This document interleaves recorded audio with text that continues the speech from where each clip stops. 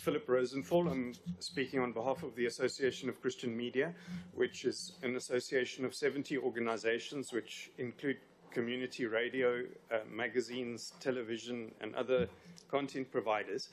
Going to be looking at our motivation, both in terms of the Bible and from specific case examples as to why it is really important to fix this bill. And I'm also going to be answering the question just asked by the chairman to the previous speaker, and then I'm going to look at the bill in terms of where we believe there are problems that could be exploited and misused in a way that could be harmful to religious freedom and also to freedom more generally, and then to give some recommendations to improve this. But I also appreciate the many wonderful submissions that have been made by other organizations which have printed out and I'm studying, which go into more detail. If I could start off with the question of why does this matter?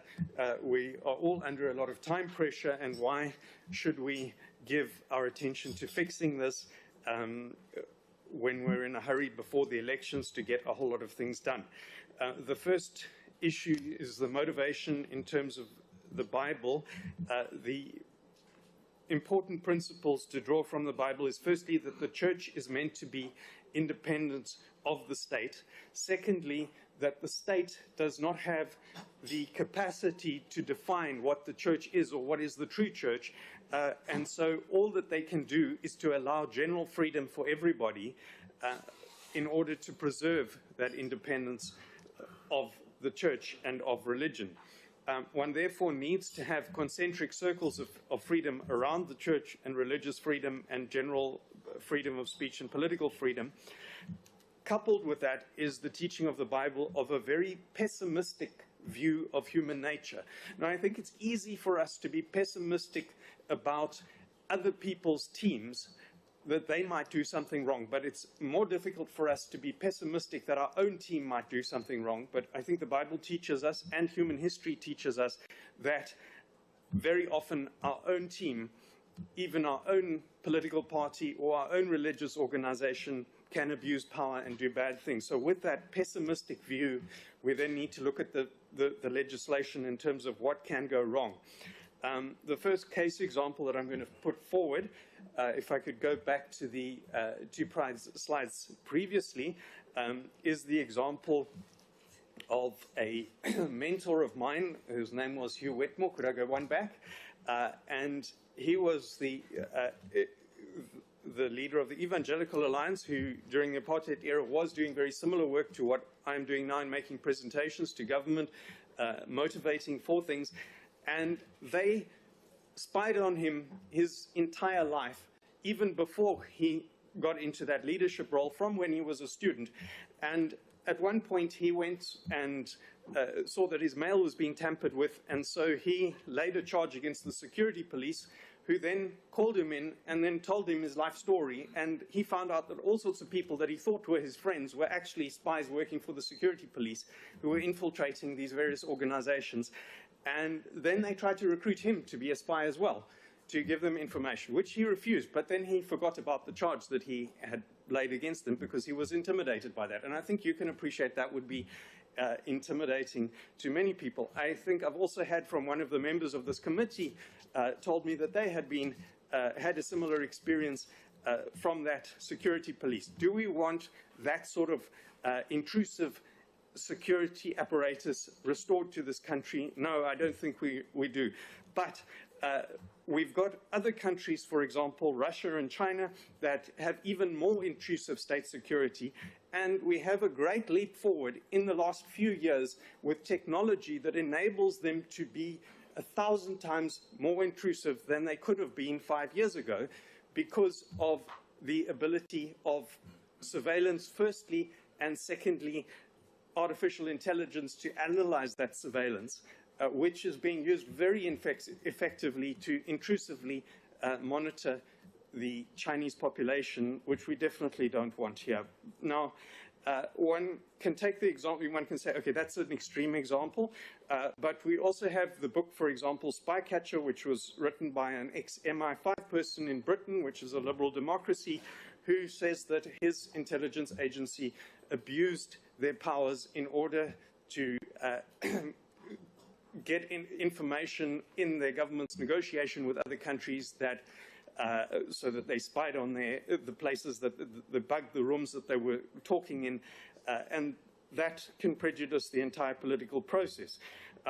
Then we have, moving forward to the next slide, the context of a raft of legislation, each of which is eroding slightly the freedoms of individuals and giving more power to the state. So we don't want to look at this bill alone. We want to see it in the context of a whole raft of bills and policies that are coming in at the same time. Now, this is what happened in China to Hong Kong, which was handed over in 1997, and it was slowly eroded, next slide, until 2020, their political freedoms were entirely lost. Now, the thing is that each of these constitute a lever of power, and if enough levers of power can be concentrated in the hands of any individual, you have or group, then the opportunity is that the entire system of constitutional order starts to break down. So we've got the Gilab or Spy Bill, we've got the Hate Speech Bill, which is restricting freedom of speech, we've got the Film and Publication Act, which is also doing that, in some of its clauses. We've got the Equality Amendment Bill, which is in the pipeline, which is very intrusive into every business and organization. We've got the Bella Education Bill, which is taking away powers from parents and giving it to the state. And I could list many more, but put those all together and you've got an erosion of freedom.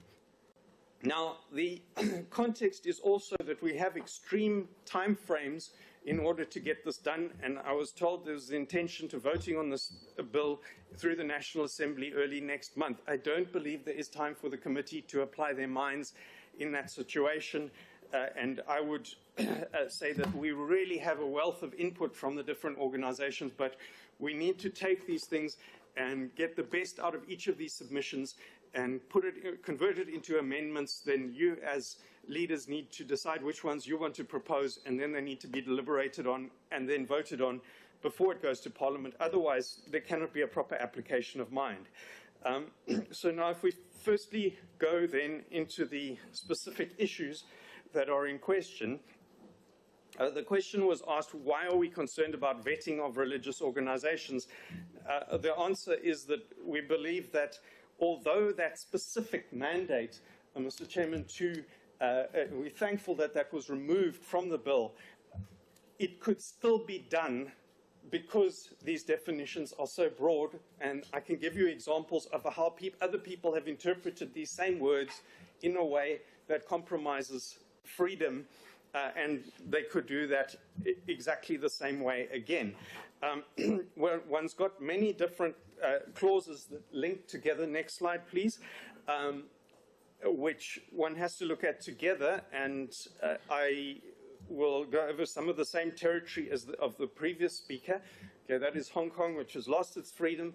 I will also note, for example, that France has had 6 republics. That means the republic lost its constitutional order 5 times already.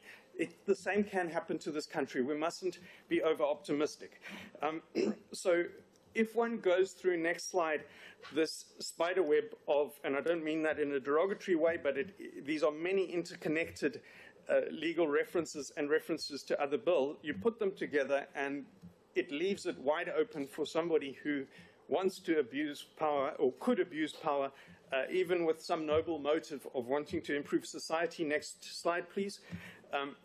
So to give examples of this, we've got the threat to national security has a number of criteria, some of which are legitimate. So if somebody is plotting violence or is threatening violence, by all means, let state security investigate that person and see what they're doing.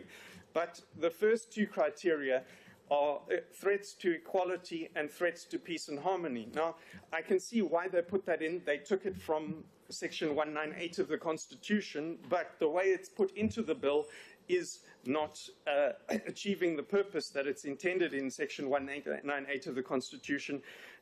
If challenge to equality means challenging the right to everybody to have a vote, then, you know, that's fair enough. But there are many different interpretations of the meaning of equality, and people have different opinions on that.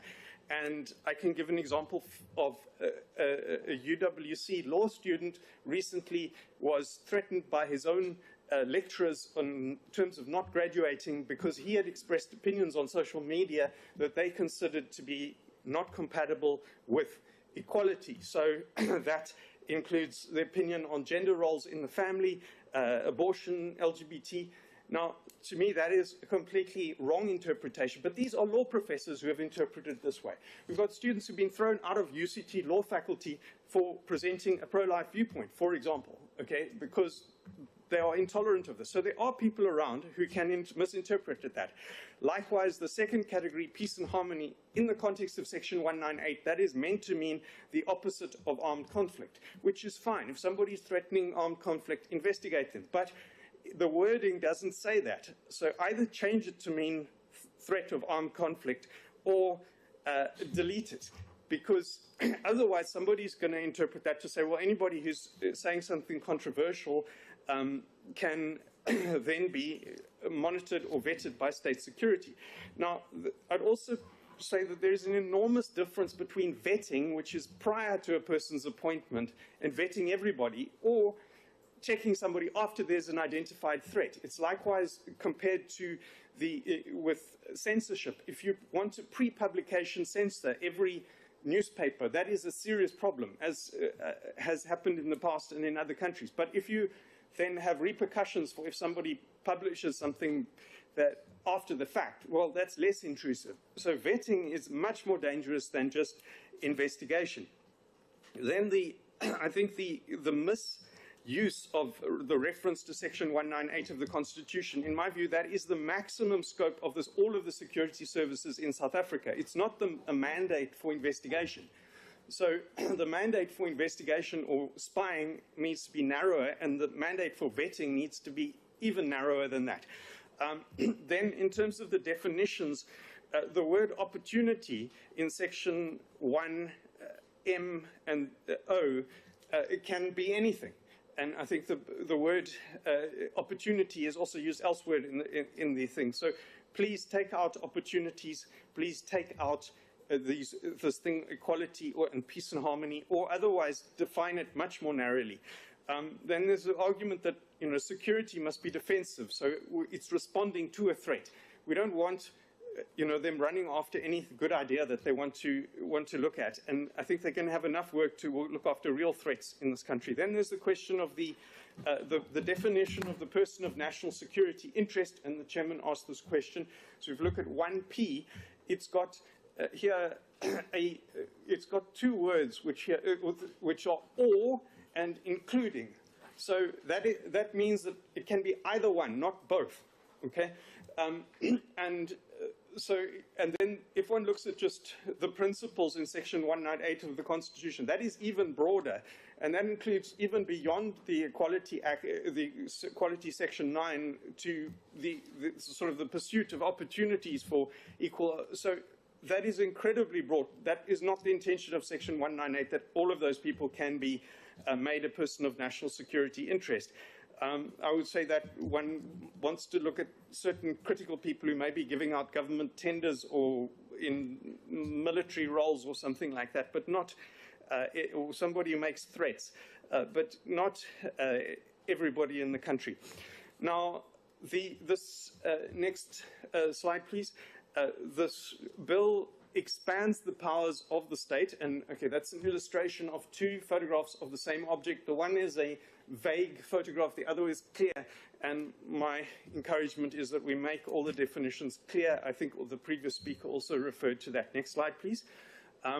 So then there's the question of the expansion of the powers of the state, and my argument is that if the powers of the state are going to be expanded, then there needs to be also a corresponding strengthening of the controls on the state spy agency, so the expansion, including the co-option of the private security regulator. Now, that is massive. Those people have security cameras surveillancing every car license registration in the country. The Chinese are using that for facial recognition. There's more people employed by that than the military. Then there's mass surveillance, which can be interception of signals, and they can tell who you're phoning or who you're connected with, and process that through artificial intelligence. Then the exchange of information with the government. Now, other government departments. So the government department can request spying. Now, that can in some situations be reasonable, but other situations it might not be reasonable. So, for example, we don't want the education department spying on education NGOs to see what they're up to. That would be not fair. Likewise, if the spy agency is going to request information from other government departments, then there needs to be controls on that, because otherwise your personal information is being compromised. And so those things need to be balanced. And I listened on the 7th of December to a presentation by the Inspector General's office, which I was impressed by. I would love to have a written copy of what he said, but he did raise two issues. The one issue was his independence of the State Department, that he was monitoring a department that he was in fact subordinate to, and I think that that is a good rational argument. The second issue is that he wanted binding recommendations, and I think that that is fair enough, but there's a counter argument that I think the chairman raised, which is that it could be unreasonable recommendations, and so maybe there needs to be a process to resolve that, but I think that those are good and reasonable arguments. But then I'd also come to the question of interpretation of this, and I think that you may have good intent in the way that this bill is worded, but somebody is going to come along and interpret it differently in the ways that I have suggested that they could do badly. And in my experience in being involved in such processes for 30 years now, every time we've thought something bad could be interpreted in something, somebody has interpreted it exactly that way. Maybe there's been a lawsuit brought or some government official is interpreted in the bad way. So it's not unrealistic that somebody could do that, and we want to close that opportunity. So in conclusion, please, the threats, remove A and B, or define them narrowly, remove opportunities, strengthen the Office of the Inspector General, although I believe there can be negotiation as to how that is done, but what he said seemed to me to be plausibly sensible. And then in terms of this, these powers, additional powers of exchanges with other departments and mass surveillance, one wants to look at how that can be balanced. And I haven't managed to fully read through all of these other submissions, but I've been really impressed by them. And I think that as we work through that, we can find it. But really, I'd ask your committee to make time for yourselves. I don't believe you have time to do that by early March, and I think you need at least a month on this. I'm informed that the elections are going to the critical path to the elections is the Electoral Amendment Act, and that is going to slow the process. And I think that possibly some time can be created for you to work on that. But then the other alternative is to be generous with the NCOP. If they find additional amendments, then when it comes to the Reconciliation Committee to, give them that opportunity for a second chance to fix this thing. The other way one can do it is to maybe reduce some of the more ambitious things in this act and leave it to another additional act that could be done afterwards if there isn't time to work through all of the detail here. So thank you for that opportunity. Thank you very much. I've noticed that you keep on saying we don't have enough time to deal with the bill. We can work 24 hours. So I think the team that is here can manage. Maybe if I was to start, I haven't heard you recommending on the definition on threat to national security. My understanding would be that when the intelligence service starts investigating a person, it means that person is a suspect, not that the person is guilty. And anybody can be a suspect. Starting from Bushiri, and he's a church person. There's Omtoso, it's a church person. But if you are being investigated, it means you are a suspect. And according to me, it means any citizen can be a suspect to be investigated and cleared at some stage. So what would be your suggestion on this, on the threat itself? Let's wait. Any other questions from the members? Honorable Stebe. Chair, I saw here that there was mention made. Your mic? It's on. Okay. They were referring to bring SIRA under this legislation. What is your stance on that, and how do you see that? Any other question? Honorable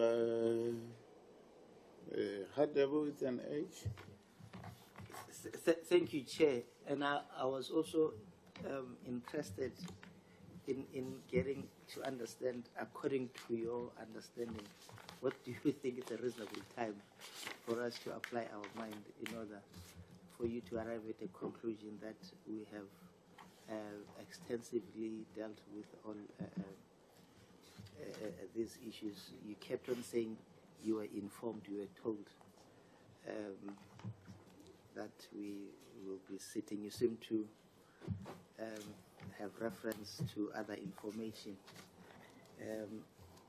But the section that you're saying we must remove any opportunity, my understanding that it's in the reference to section 198. So any opportunity that will advance section 198, does that not give comfort to you? Because when I'm reading the definition, it's any opportunity in or outside the Republic in accordance to section 198. So anything outside that, it will be inconsistent with the issues that you have raised. So you're also proposing that in the definition of threat to national security, we must completely remove section A and B.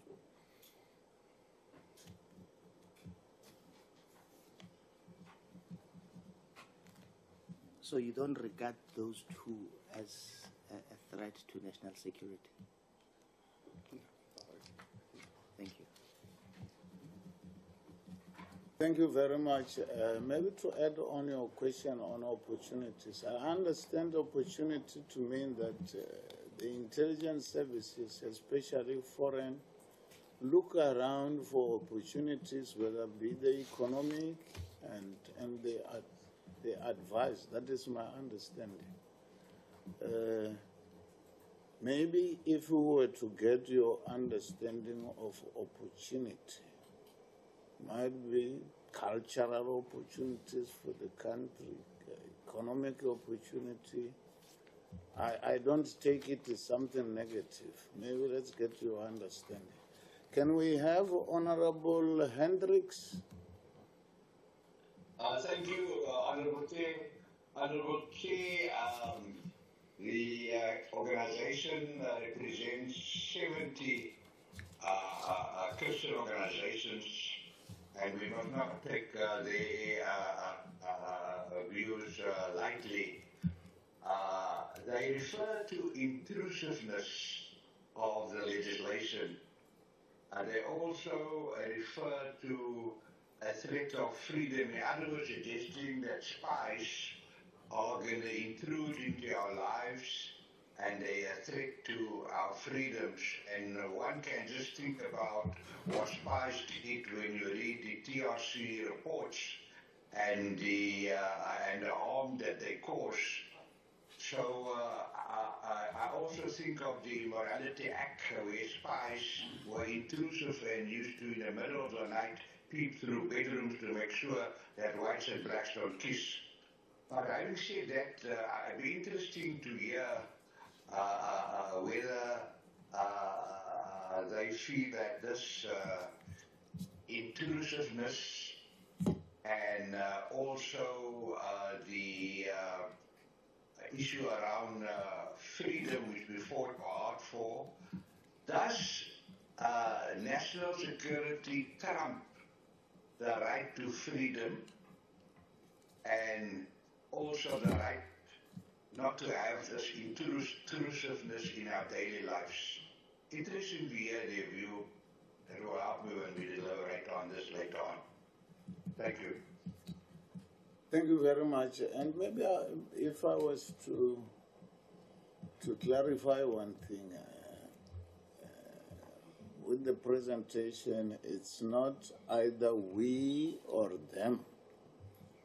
I think with the presentations, we are all on the same side, because what we are trying to do here, the bill is trying to correct things that were wrong, that were said by the Zondo Commission, the high-level review panel. That is what all of us are trying to correct. So the presentations maybe mustn't be as if there's somebody resisting. The presentations must be to help and enhance the bill itself. I thought it was important to mention that. Over to you. Or maybe on one thing, maybe the vetting. Let me get the views on the vetting. Usually there's a very thin line between vetting as in taking a person for lie test and getting into the person's previous life and so on. But if we talk about lifestyle audit, it's part of vetting.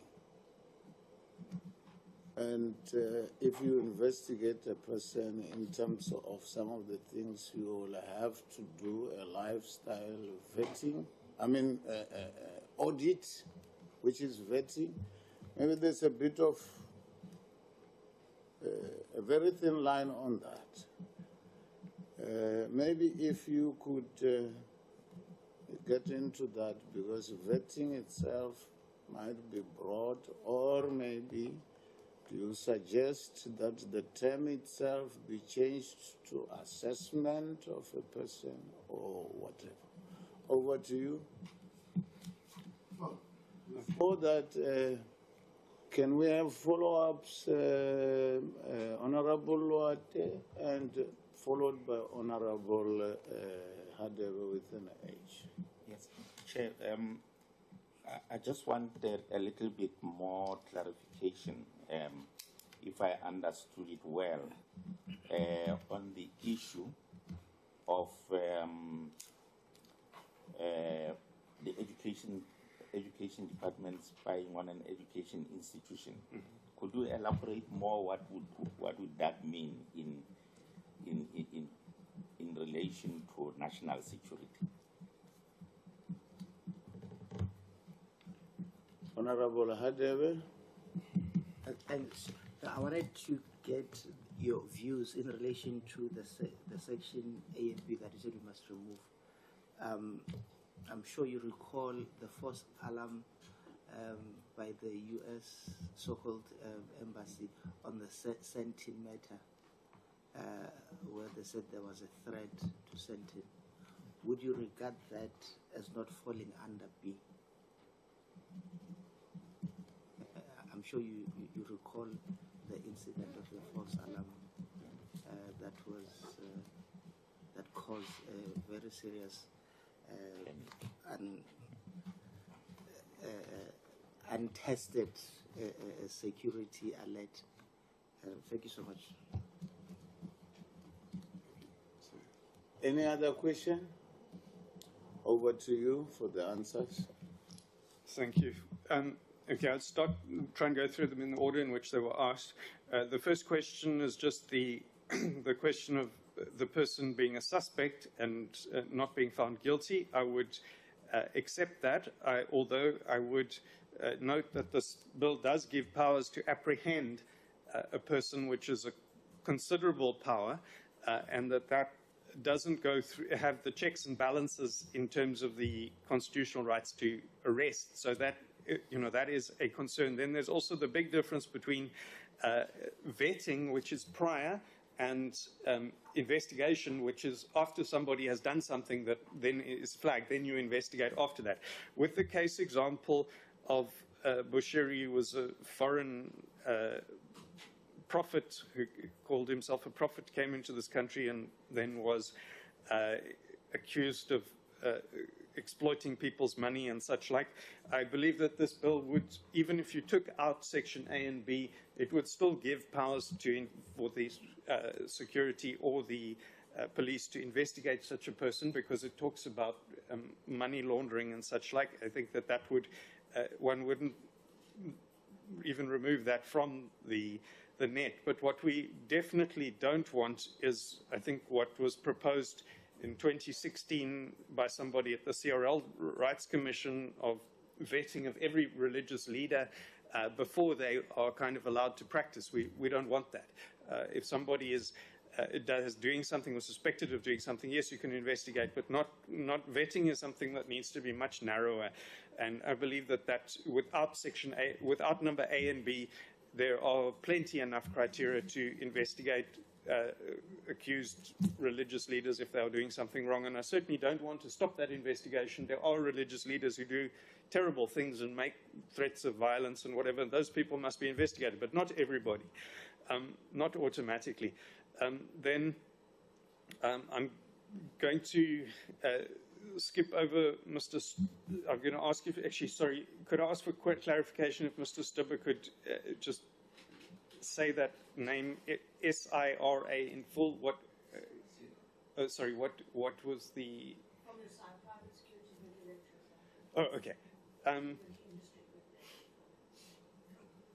Yeah. Okay. Then yes, that thing. I think the May draft of this bill said that gave powers to co-opt private security, which would be very dangerous.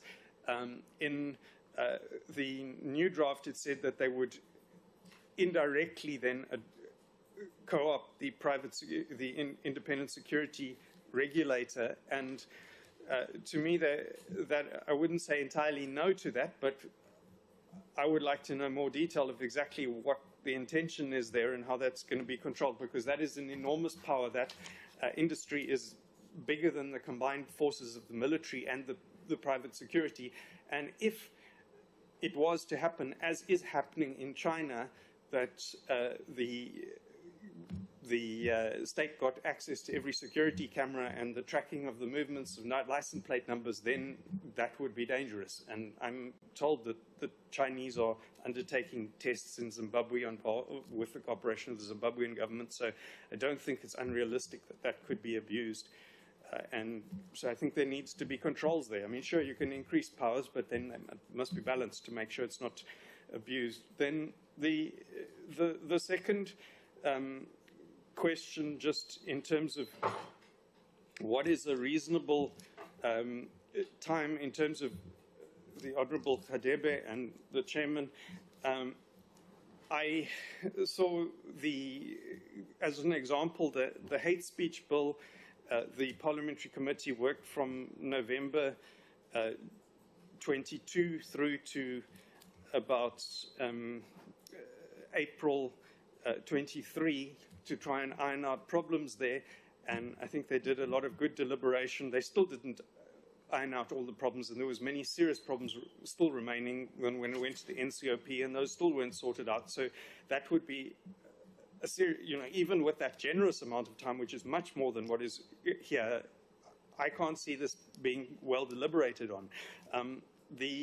With the Bella Education Bill, the committee ended up receiving the summary of the public participation the night before they were due to vote on this thing, and the committee members, certainly from the opposition, protested that they hadn't had time to read and digest the summary, which was itself an enormous document, before that decision was made. And I expect that will be constitutionally challenged, because I know organizations that are intending to do that.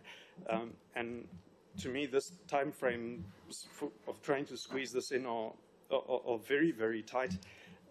I would say the committee, at the absolute minimum, would need a month to go through the process of firstly reading this fat document full of all these submissions, plus the other summaries of the by the parliamentary assistants, and then they're going to have to extract from that the best and put those into alternatives with the help of the state law advisor. Then they're going to need to deliberate on each one of them, and in the best scenario, that to me that would take months, but maybe 1 month you could do that in before you make your decision if you do work 24 hours. But I'm frightened about something slipping through, because this bill to me is still at the first draft stage. It needs lots more work. Then the next question of the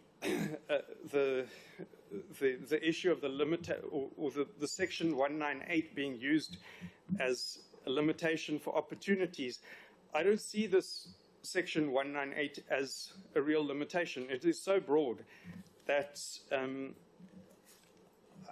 in my view, it limits the scope of the security services total, not just this particular service of the spy agency, and what is within there is enormously broad. But to me, opportunity, I can interpret just about anything. You give me something you want to do, and I will give you an argument about why you can do that as an opportunity. I'm sure some clever lawyer can do that as well. So to me, opportunities, if the security agencies wants the word opportunity in the bill, then I would ask them to come back and explain what they mean there, and then we can think about a way of putting that in a more narrow way. To me, if you want to do research on economic opportunities, you don't need the spy agency to do that. You can just make some phone calls and use the internet. One doesn't need to be using the powers of mass surveillance or these special powers which are being given, or secret services. So we don't need that to explore economic opportunities. To me, the spy agency needs to be limited to threats, the second issue is that I don't think that by narrowing the focus, one is going to weaken the work of these people against legitimate threats. I think you will strengthen them, because their focus will not be diversified onto other things that are irrelevant. I think we do need national security to be investigating threats in terms of money laundering and threats in terms of violence, to make it safer for everybody. But they don't need to be wasting their time investigating NGOs and potential political people who disagree with the government, unless they are making threats of violence. In which case, then I would change the argument. Then to come to Mr. Honourable Hendricks's question about self-regulation of religion to the previous speaker, I would agree with him that it needs to be independent, but in fact, in terms of religion, it needs to be more independent than the professions, because the professions are ultimately accountable to the state, because they are organs of state, whereas the church denominations are not organs of state, and they shouldn't be organs of state. There needs to be a separation, as per the teaching of the Bible, between the church and the state.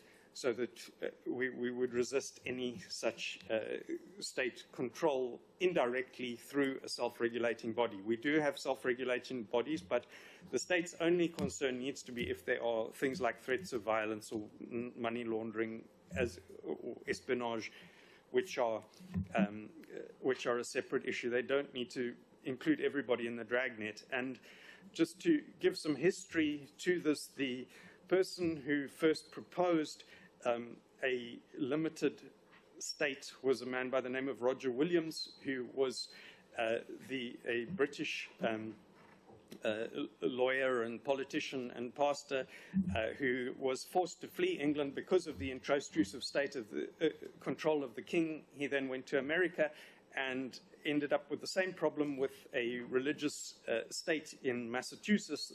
And then when he proposed that one needed to have separation of church and state, they threw him off. So he went to the Indians, and he persuaded with the Indian chiefs that they would support a new state that was independent of the government. And his proposal was that the state should be like the sailors of a ship, that don't interfere with the religious activities of the people on the ship unless they interfere with the actual running of the ship.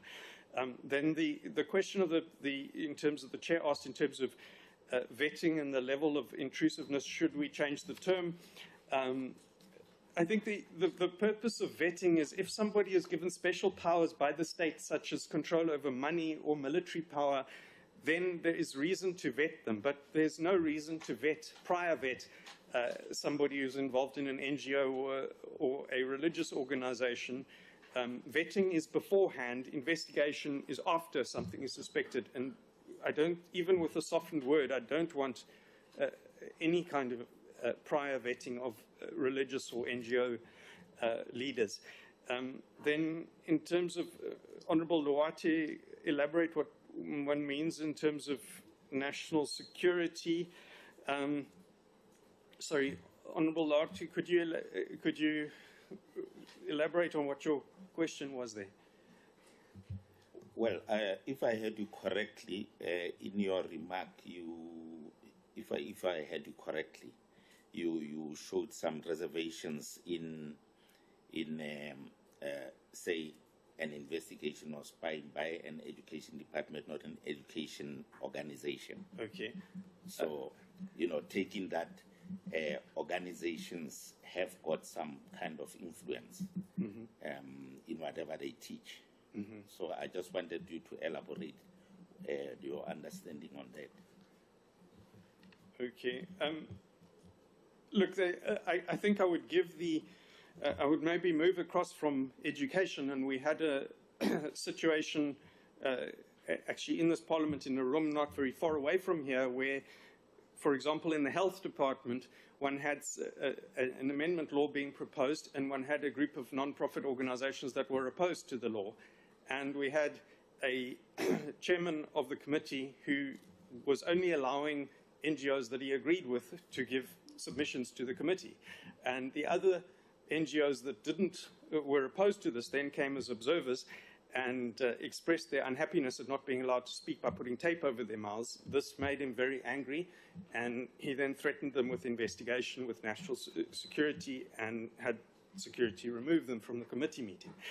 Now, that is just an example of a conflict between some NGOs that have an interest in what the health department is doing, that you don't want the state to be spying on them. Likewise, there are disagreements between, for example, the homeschooling movement and the Department of Education. They're having lawsuits, to try and settle their differences.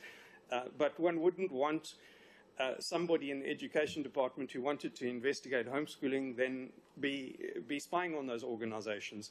And the same could be done in the Department of Communications, could be spying on their members. Any kind of information needs to have sort of warrant for investigation. And I can see, as said before, these criteria, if there's threats of violence or money laundering or misuse of state contracts or something like that, then by all means investigate, but not throw the net wide. And I don't think that's going to weaken the actual legitimate work of the spy agency. It will strengthen it because it will keep them more focused. So And one can say the same for just about every government department has some NGOs that are disagreeing with what they're doing, and that's part of the healthy process of a liberal democracy. But that dynamic has completely broken down in places like Russia or China, where these groups are intimidated and cannot exert the influence that they want because of this kind of intrusive spying and such like. Then the question on the false alarm, I'm sorry, I'm unaware of that, but I will research that and I will submit a written comment once I've researched it to understand what that false alarm was about. Thank you very much. Honorable Hadebe, follow up. And I think, yes, Chair, based on your response that you don't think there is a need to vet church leaders, and the Chair made an example about Bushira. Mm-hmm. I also want to add. Is your mic on? Yeah, Yes, it's on. it's highly on. You're very highly quiet, so please speak. Now, I wanted to just make a follow-up on the response of church leaders. You saying you don't feel they need to be vetted. And the Chair made an example of Bushira. I also wanted to make an example about, I'm sure you're aware of the church in Eastern Cape, Engqobo, where they attacked the police station and 7 something. Based on those experiences, you still maintain the view that there's no need for vetting to be undertaken, given such past experiences that we've experienced. One of those church leaders was sentenced to more than 200 years in prison for storming and killing police and using church for illegal activities. Thank you. Just to answer that question, thank you. Maybe if I was to add on that question, because I had the question myself, there will be the Commission on Religious, Cultural, and so on. But still, there are churches that disagree with the Commission, their approach, and so on. We cannot all agree on that. And maybe to add, intelligence, my understanding is that they are proactive. They are trying to stop something from happening. And so, as I said earlier, if there's a suspect, they will have to go after the suspect. But if the suspect is cleared, then there's no problem. That's my understanding. But in any way, I would say the presentation has been given and it's going to be deliberated on. And those that are specific, views that are specifically referring to the bill itself will be inserted if that is so not that I'm suppressing any view, but that's what I think the whole process is all about. Do you still want your question answered, Honorable Hadebe with an H? No, I'm covered, Chair, but I just wanted to bring to the fore that there are many instances where intelligence could have intervened and avert instances of disaster from occurring. Thank you. Yeah, I think we agree. Can I then thank the presenter and say that the views will be deliberated on, and what needs to be inserted will be inserted, what needs to be removed will be removed, depending on the deliberations. Thank you very much. 5 minutes break before the next